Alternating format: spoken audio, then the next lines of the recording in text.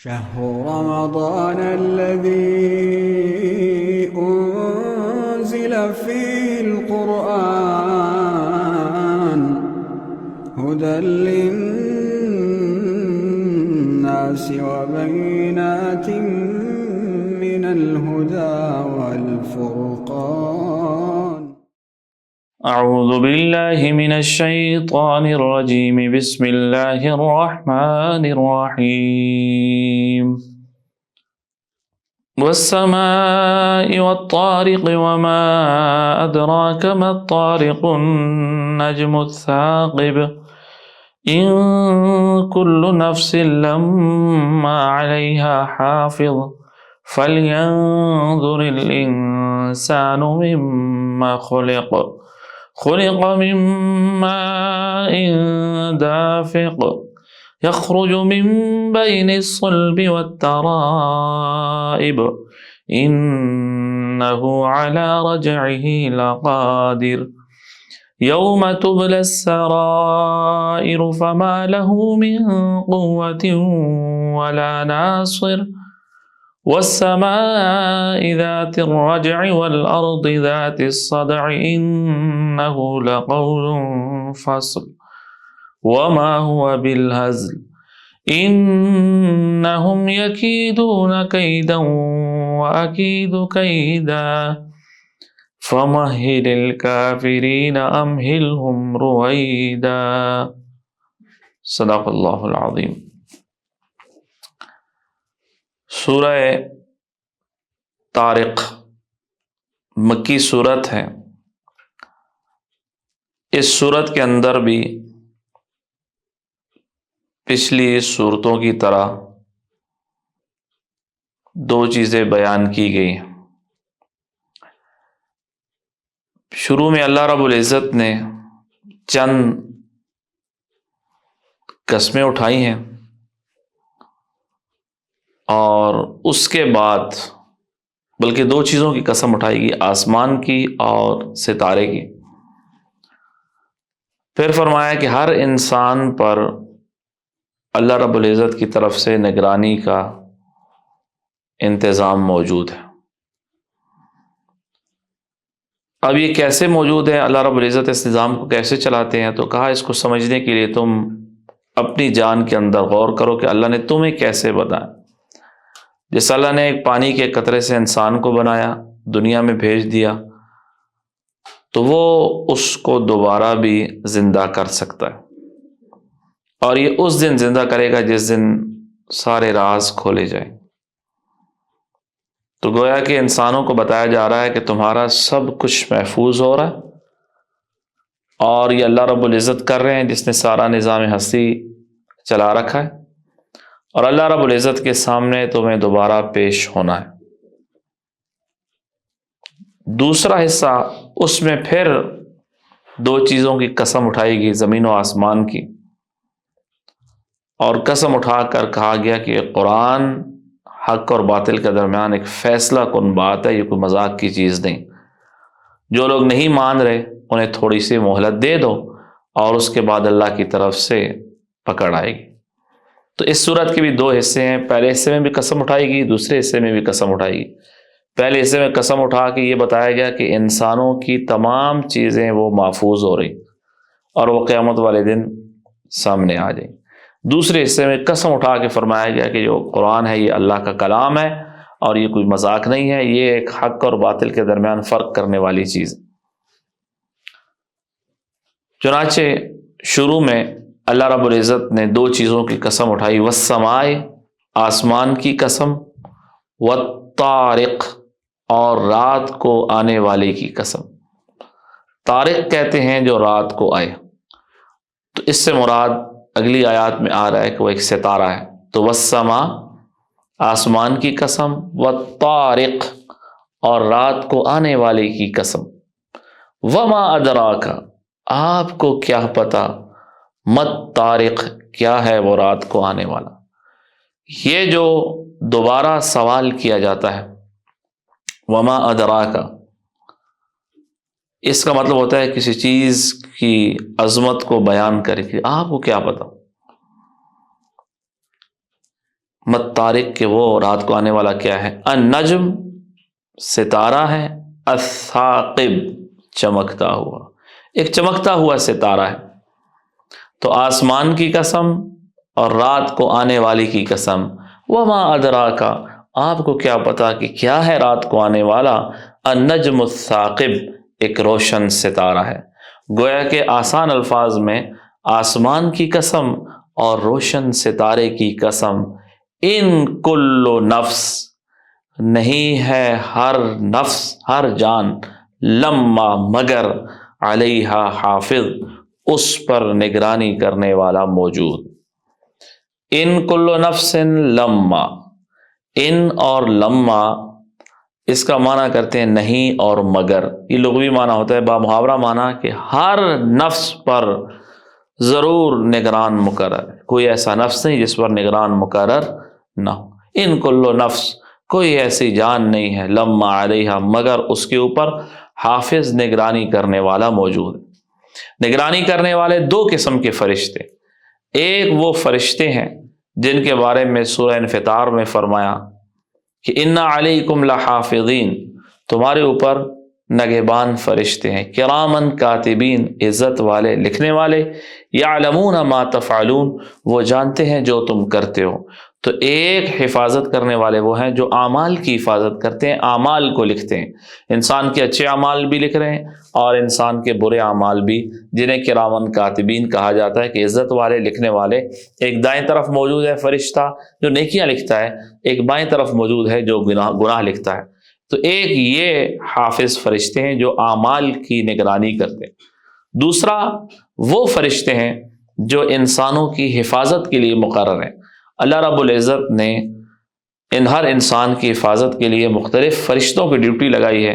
قرآن نے کہا لہو معقبات من بین یدیہ ومن خلفی، انسان کے سامنے اور پیچھے ہر طرف سے اللہ رب العزت کے فرشتے اس کی حفاظت کرتے ہیں۔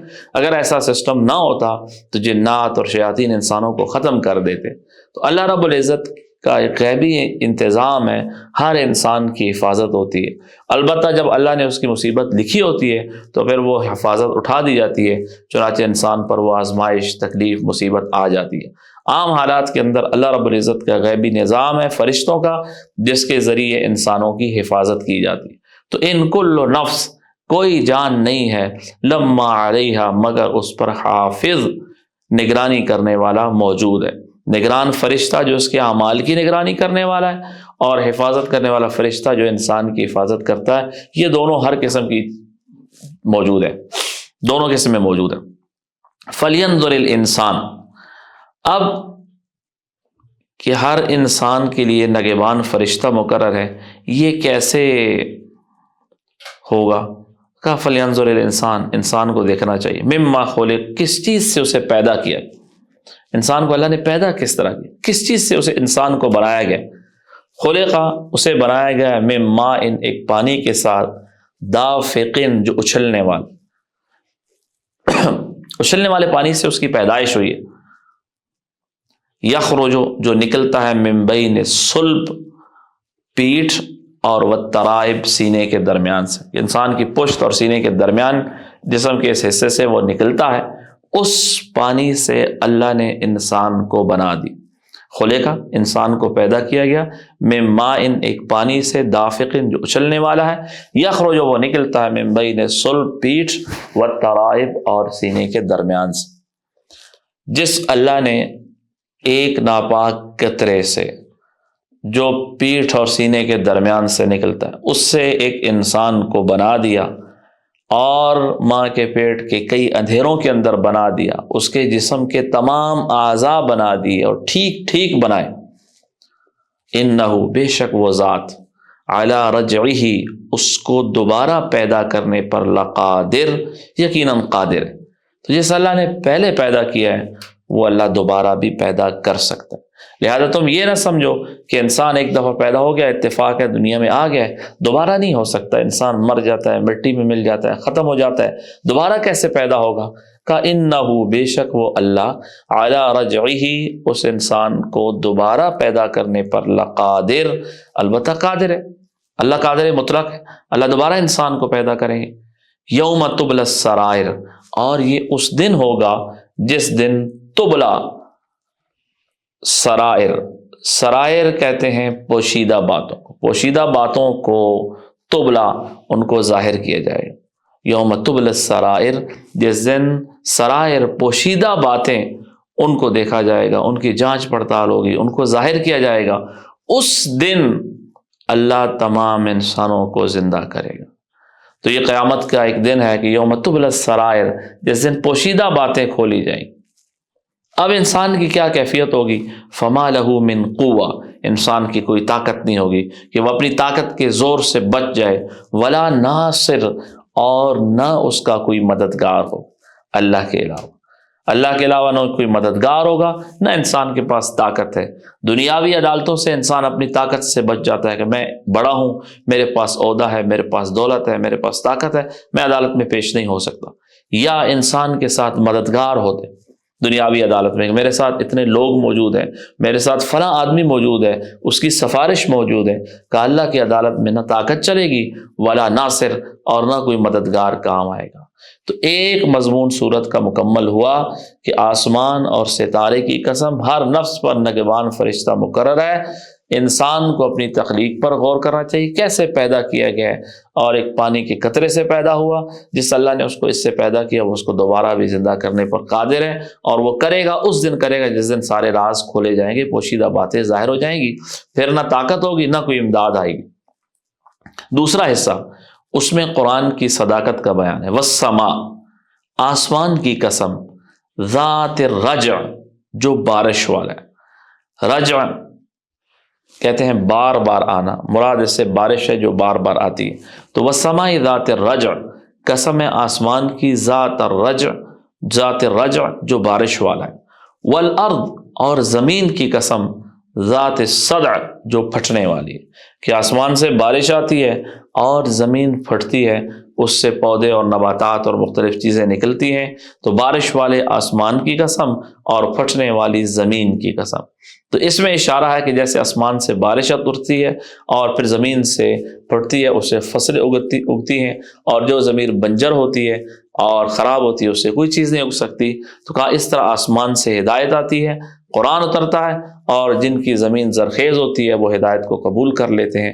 تو اس آسمان کی قسم ذات الرجع جو بارش والا ہے، والارض، اور زمین کی قسم ذات الصدع جو پھٹنے والی ہے، کہ وہ پھٹتی ہے اور اس سے پودے اور نباتات نکلتے ہیں۔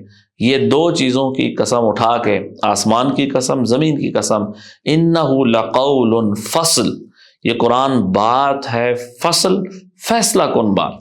یہ قرآن ایک فیصلہ کن بات ہے کہ جو حق اور باطل کے درمیان فیصلہ کرنے والی۔ تو قرآن کے مختلف نام ہیں، ایک قرآن کا نام ہے قول فصل، یہ فیصلہ کن بات ہے کہ یہ حق اور باطل کے درمیان فیصلہ کرنے والی ہے، حق اور باطل کے درمیان فرق کرنے والی ہے۔ تو انہ لقول فصل، آسمان و زمین کی قسم، یہ ایک فیصلہ کن بات ہے۔ وما ہوا بالہزل، یہ قرآن کوئی مذاق نہیں ہے۔ یہ لوگ اس کا مذاق اڑاتے ہیں، یہ مذاق کی چیز نہیں ہے، یہ اللہ کا کلام ہے، یہ حق اور باطل کے درمیان فیصلہ کرنے والا ہے۔ اس کو دیکھ کر اس کو سمجھنا چاہیے، اس پر عمل کرنا چاہیے۔ تو اللہ رب العزت نے دو چیزوں کی قسمیں اٹھا کر کہا کہ یہ فیصلہ کن بات ہے، یہ مذاق کی بات نہیں ہے۔ انہم، بے شک یہ لوگ، یعنی جو مکہ کے مشرک ہیں، یکیدون کیدا، یہ تدبیریں کر رہے ہیں، چالیں چل رہے ہیں۔ یکیدون، یہ چل رہے ہیں، کیدن، چالیں، تو یہ چالیں چل رہے ہیں۔ وَأَكِيدُ كَيْدًا، اور میں بھی تدبیر کر رہا ہوں۔ وَأَكِيدُ، اور میں کر رہا ہوں، کیدن، تدبیر، یہ بھی اپنی چالیں چل رہے ہیں اور میں بھی اپنی تدبیر کر رہا ہوں۔ یہ چالیں چل رہے ہیں اسلام کو باطل کرنے کی، اسلام کو مٹانے کی، کفر کے غلبے کی، اسلام کے مخالفت کی۔ اللہ رب العزت فرماتے ہیں کہ میں بھی تدبیر کر رہا ہوں کہ میں انہی کو جو اسلام کو مٹانے پر آئے ہیں، انہی کو مٹا دوں گا، انہی کی نسلیں مٹا دوں گا، اور جن لوگوں کو مٹانے کی کوشش کی جا رہی ہے ان کو میں بچا دوں گا، اور جس دین کو ختم کرنے کے لیے کوشش کر رہے ہیں اللہ رب العزت ان کی کوششیں ناکام کریں گے۔ چنانچہ ایسا ہی ہوا کہ مشرکین مکہ نے یہ چاہا کہ دین اسلام ختم ہو جائے، آقا علیہ السلام معاذ اللہ آپ کا سلسلہ آگے نہ چلے، صحابہ کرام کا سلسلہ آگے نہ چلے، اللہ نے چاہی ہیں ساری چیزیں، کہ انہم یکیدون کیدا، وہ بھی اپنی چالیں چل رہے ہیں، وَأَكِيدُ كَيْدًا، اور میں بھی اپنی تدبیر کر رہا ہوں۔ تو اللہ رب العزت بھی کفار کو مہلت دیتے ہیں کہ چل جائیں ایک حد تک، اور اس کے بعد اللہ کی طرف سے پکڑ آتی ہے۔ کہا فمہل الکافرین، لہٰذا آپ کافروں کو مہلت دے دیں، کافروں کو ڈھیل دے دیں، امہلہم، آپ ان کو مہلت دے دیں، رویدا، تھوڑے سے دنوں کی، تھوڑے سے دنوں کے لیے آپ ان کو مہلت دے دیں، انہیں اپنے حال پہ چھوڑ دیں۔ اس صورت سے کئی چیزیں ثابت ہیں۔ پہلی چیز تو یہ ثابت ہے کہ ہر انسان کے ساتھ اللہ رب العزت کا حفاظتی سسٹم موجود ہے، اور یہ حفاظتی سسٹم دو قسم کا ہے۔ ایک وہ فرشتے ہیں جو انسان کے اعمال کی حفاظت کر رہے ہیں، اعمال کی نگرانی کر رہے ہیں، اس کے اعمال کو لکھ رہے ہیں، اچھے اعمال بھی لکھ رہے ہیں، برے اعمال بھی لکھ رہے ہیں۔ دوسرا ایک غیبی سسٹم ہے اللہ رب العزت کا کہ فرشتوں کے ذریعے انسانوں کی حفاظت کی جاتی ہے، کہ اللہ رب العزت مختلف فرشتوں کو انسانوں کی حفاظت پر لگائے ہوئے ہیں، وہ جنات اور شیاطین سے انسانوں کی حفاظت کرتے ہیں۔ البتہ وہ حفاظت اس وقت تک کرتے ہیں جب تک اللہ کی طرف سے حکم ہوتا ہے۔ بعض دفعہ ایسا ہوتا ہے کہ کسی انسان کے لیے اللہ کی حفاظت اٹھا دی جاتی ہے اور انسان کسی حادثے کا، پریشانی کا، مصیبت کا شکار ہو جاتا ہے۔ تو ہر انسان کے لیے اللہ رب العزت کی طرف سے غیبی انتظام اس کی حفاظت کا موجود ہے۔ اب اللہ رب العزت انسان کو دوبارہ کیسے زندہ کریں گے؟ کہا کہ انسان کو یہ دیکھنا چاہیے کہ میں کس چیز سے پیدا کیا گیا ہوں۔ اللہ نے ایک اچھلنے والے پانی سے پیدا کیا جو پیٹھ اور سینے کے درمیان سے نکلتا ہے، تو جو اللہ اس سے انسان کو بنا سکتا ہے وہ دوبارہ بھی اسے پیدا کر سکتا ہے، اور یہ اس دن پیدا کرے گا جس دن راز کھولے جائیں گے، اور تمہیں کوئی بچنے کی نہ طاقت ہوگی نہ تمہاری امداد ہوگی۔ آگے آسمان و زمین کی قسم اٹھا کر کہا کہ انہ لقول فصل، یہ قرآن ایک ایسی بات ہے جو فیصلہ کن بات ہے، یہ حق اور باطل کے درمیان فیصلہ کرنے والی چیز ہے، یہ کوئی مذاق کی چیز نہیں ہے، یہ قول فصل ہے، اور اس پر انسان عمل کرتا ہے تو اس کو انسان کو حق راستے پر چلاتا ہے، باطل راستہ اس سے الگ ہے۔ یہ قرآن دو واضح راستے بتا رہا ہے کہ اس راستے پر چلو گے یہ حق کا راستہ ہے، اس راستے پر چلو گے یہ باطل کا راستہ ہے۔ باقی یہ ہے کہ یہ لوگ تدبیریں کر رہے ہیں، اسلام کے خلاف چالیں چل رہے ہیں، لوگوں کو اسلام سے روک رہے ہیں، اور فرمایا عقید و قیدہ، میں بھی ایک تدبیر کر رہا ہوں۔ وہ تدبیر کیا ہے کہ ان کو میں مہلت دے رہا ہوں، اور یہ مہلت سے یہ سمجھتے ہیں کہ ہم ٹھیک جا رہے ہیں۔ اچانک اللہ رب العزت کی طرف سے پکڑ آئے گی اور پھر ان کو توبہ کی توفیق نہیں ہوگی۔ یہاں سے یہ مسئلہ بھی ثابت ہے کہ انسان اگر گناہ کرتا ہے، گناہ کے باوجود اسے اللہ رب العزت رزق دیتے ہیں، اللہ اسے خوشیاں دیتے ہیں، اسے چین سکون ملتا ہے، اس کی ساری خواہشات پوری ہو رہی ہیں، اور وہ اللہ کی نافرمانی کر رہا ہے، وہ یہ سمجھتا ہے میں ٹھیک کر رہا ہوں۔ اگر ٹھیک نہ کر رہا ہوتا تو اللہ مجھے رزق کیوں دیتے، مجھے دولت کیوں دیتے، مجھے انعامات کیوں دیتے؟ تو اللہ رب العزت کی طرف سے بعض دفعہ امہال ہوتا ہے، ڈھیل ہوتی ہے، مہلت ہوتی ہے۔ اللہ فرماتے ہیں ٹھیک ہے اس بندے کو مہلت دے دو، اور ہو سکتا ہے یہ بندہ ٹھیک ہو جائے، اور اگر نہیں ہو رہا تو میرے پاس جب آئے گا میں اسے پورا بدلہ دوں گا۔ اس لیے اللہ رب العزت کی طرف سے استدراج اور ڈھیل، اس سے انسان کو ڈرتے رہنا چاہیے۔ اگر اللہ کی نافرمانیوں کے باوجود بھی انسان کو رزق مل رہا ہے، ساری خوشیاں مل رہی ہیں، تو بہت زیادہ ڈرنے کا مقام ہے کہیں ایسا نہ ہو کہ اللہ نے جو کچھ تھوڑے بہت اعمال ہیں ان کا بدلہ یہاں ہی دے دیا ہو اور آخرت میں کچھ بھی نہ ملے۔ حضرات صحابہ کرام رضوان اللہ علیہ مجمعین کی یہ صفت تھی کہ وہ جب ان کے سامنے کوئی اللہ کی نعمت آتی وہ پریشان ہو جاتے تھے، وہ یہ سوچتے تھے، دعا کرتے تھے کہ اللہ کہیں ایسا نہ ہو کہ ہم نے جو مشقت کی زندگی گزاری ہے اس کا بدلہ کہیں ہمیں دنیا میں نہ مل گیا ہو، ایسا نہ ہو، اور بعض دفعہ تو روتے روتے کھانا چھوڑ دیتے تھے۔